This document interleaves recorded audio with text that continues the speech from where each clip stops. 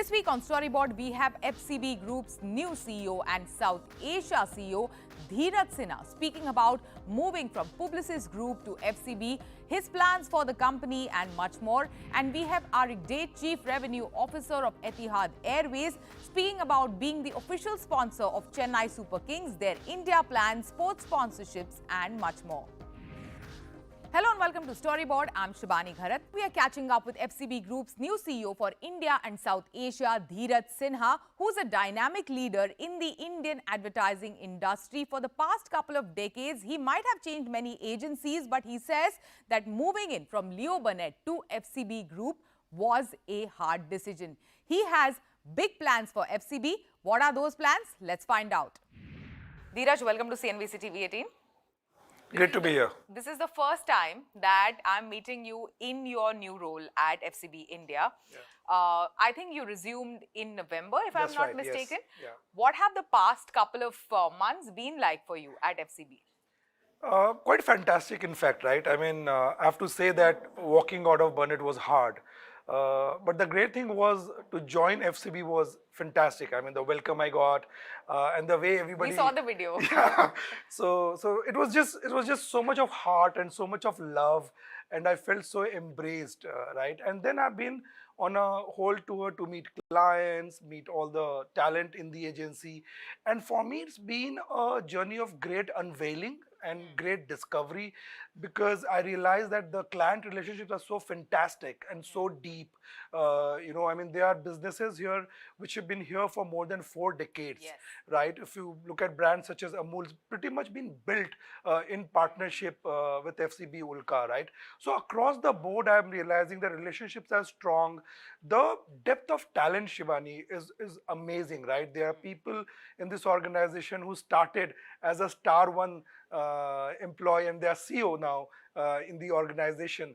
So some of these stuff, right, I hadn't seen in my 25 year of career in advertising. So it's been a great, fantastic journey of what a solid platform this is. Yeah, and we have seen that across, even some of the industry veterans who joined in as only trainees at Ulka eventually took those roles as CEO within the system. But having said that, since you said moving away from Burnett was hard, and you moved away at a time when, Leo Burnett is like one of the shining stars in the creative agency space, winning across, winning big.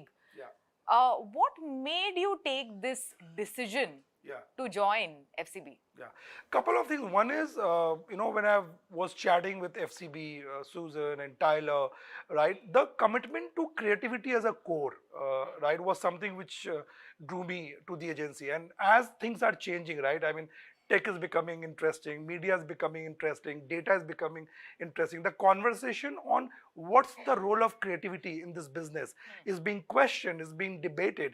And my firm belief is very similar to what FCB's firm belief is. And we say that creativity is an economic multiplier, right? So this is the place, and advertising business is the place where brands get built. Right? If you look at when clients come to us, they have a bare bone product or an offering or a service. And over a period of time, we built such great value to those brands, right? In my past life, what we did with Amazon or Spotify or PhonePe, or here in FCB, what they've done with brands such as Amul. These are such fantastic cases of building real shareholder value, real value in the marketplace. So that was a big idea of saying, creativity at the core of the organization, and big belief in creativity being the amplifier for business and multiplier for business in today's time, and everything else then to the service of creativity. So of course we are about data, of course we are about tech, but then who's the master that you're answering to? And that answer I found at FCB. That was one big reason. The other big reason also was when you look at the India business with FCB. And with Connect coming into the fold, we have 4 companies. So there's FCB Connect, there's FCB Interface, FCB Ulka, and FCB India, right? Put together, I dare say, Shibani, that we would be the largest integrated creative agency in the country. So that gives you a scale within one P&L to deliver the full service, the full funnel to the client in one go. They're not different CEOs that you need to make calls to. It's part of the It's same one CEO who makes the P&L, decision. right? And finally, third thing, I felt that, I should disrupt myself when things are at its peak. Yeah. And I'm a builder, right? I love building what we built at Leo Burnett with the entire team. And this is a new journey, and I love to build this. Yeah. And without making it sound like a job interview, what do you bring to the table at FCB right now at this point in time? I think as a leader, right, the task is how do you take the fundamentals and the strong platform that the organization has. I mean, our list of clients is fantastic, right? It's a very robust business. We have a full service solution on the table. There's fantastic talent. How do you take all of this and get the organization ready for the future? Right? Because in my business, we believe that you have to create the future. You have to invent the future. If you're not inventing the future, you will get eaten up. Right? So readiness for tomorrow, a lot of our clients are far ahead in the game. Right? I mean, they are playing with sustainability. They are playing with very cutting edge technology. How does the agency system, right, keep up? And more importantly, get ahead of that is where my role is. And of course, the basics of how do we build greater growth, more glory, and guts, which was the theme of the whole leadership conference that we just did in Goa. Yeah. And you mentioned how some of the clients have been with FCB for decades put together. But, what about the newer ones? When you go and meet them, let's say during pitch presentations or meetings, when roping in a new client or getting him or her on board, what is their perception of FCB today? And how do you want them to look at FCB going forward? So as things are right now, Shivani, you have to see the FCB Group right now as some of its parts, right? So we have FCB Connect, which is the largest, the best digital company in the country right now, right? They have the best repertoire of clients, talent. So clients look at that agency as very forward-facing, new age, doing great cutting-edge work. If you look at what they've done with HDFC Bank on deep fake and vigilante and all of that, is pretty much the center of conversation at that point in time. So that's FCB Connect as a brand for you. FCB Ulka, on the other hand, is an agency which holds the clients very strongly, right? And the relationships are really deep. They are 2 decades, 3 decades, and clients here see us as people who are always there for them. The relationships are strong. We are part of their business plans. We are really, really upstream in all client businesses, right? So nothing moves there without the organization's involvement. So we are on the boardroom, in the boardroom, on the strategy table with clients in this brand, right? Similarly, Interface has built some of the brands over a period of time, and the relationships are really, really strong. FCB India is the newest brand in the portfolio, and there we have Google, we have Uber, we have Pernod as a set of clients. So more new age businesses there, right? So it's a mix of going from very cutting edge digital, new age data in the middle, very strong client relationships, built some of these brands over 4 or 5 decades, to a very new young FCB India. So that's the sum of its parts. Overall, we want to be seen from a client perspective as the best creative company in the world, right? Which comes in, has the ability to solve problems in a strategy way upstream, and can take that idea all the full funnel right at the end, because everything now is one P&L. Yeah, but I heard you. You mentioned 4 different agencies. Clearly from your conversation, 4 distinct personalities. Yes.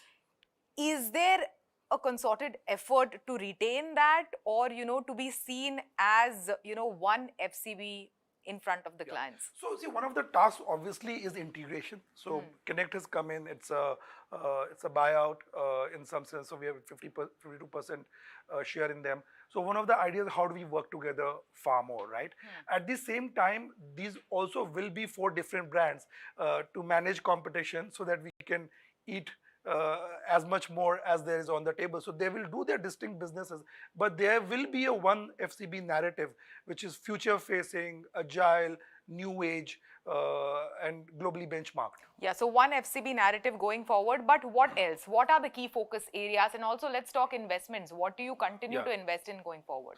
So, I mean, we continue to invest in new age talent, right? And that is at two levels: A, acquiring new age talent; B, upgrading our talent. So, a huge amount of budgets are being proportioned on training and upgrading our own talent ourselves. I mean, I always feel that you have to be like a AI first before you begin to play with AI. So, we have to absorb all the technologies, all the interesting things which are happening.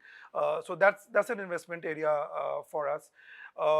Building the culture, participating in platforms which give us the global exposure, make our presence felt in those global exposures is again a big investment area. A lot of investment also obviously went into the acquisition that's been done. So we have to now prove that it works well and works well together. Yeah, and more acquisitions coming in the next year, in this year? Uh, I mean, not right away, but we are open to looking at things which are more new age, more cutting edge. We do not want to acquire talents and abilities that we already have. Yeah. So that's the filter really. I mean, we want to go for things which we don't have.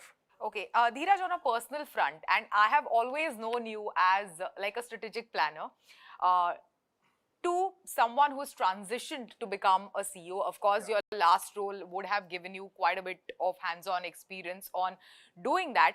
But what has been this transition been like for you on a personal front? It's been huge. I'm a different person.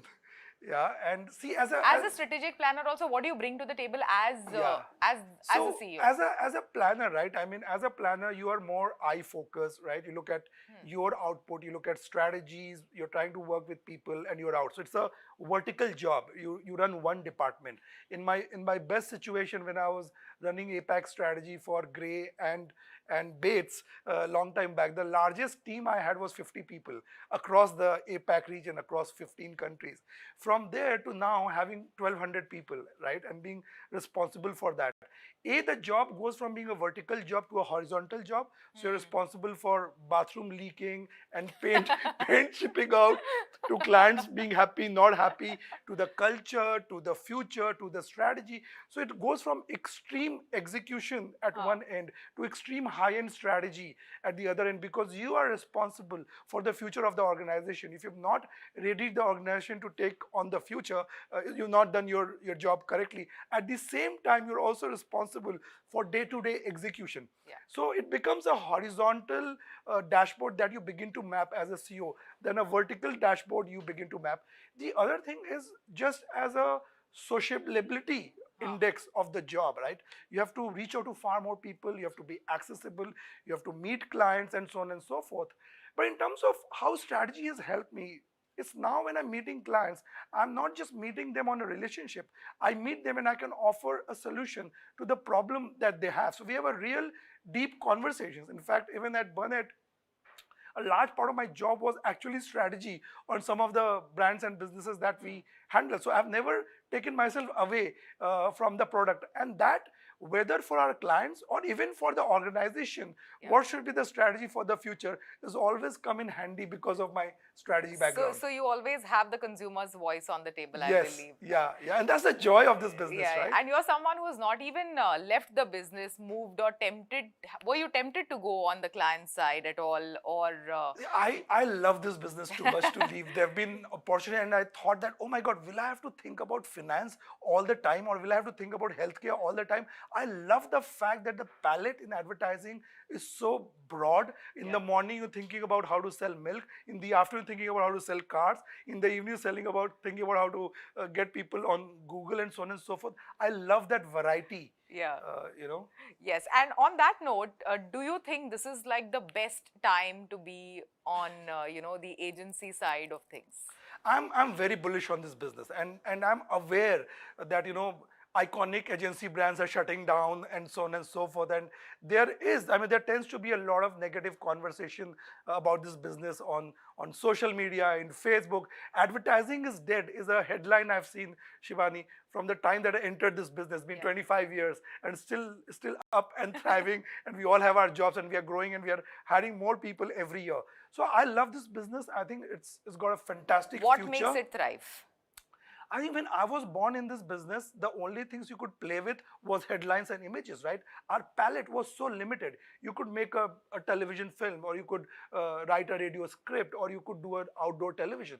Today, the palette of what you can play with is so wide. You could build a product. You could use data to do a campaign. You could play with packaging. You could play with AI. In fact, yesterday, one of our companies, FCB Interface, I mean, it's a very interesting idea. They took budget, right, and they mixed it with AI and music.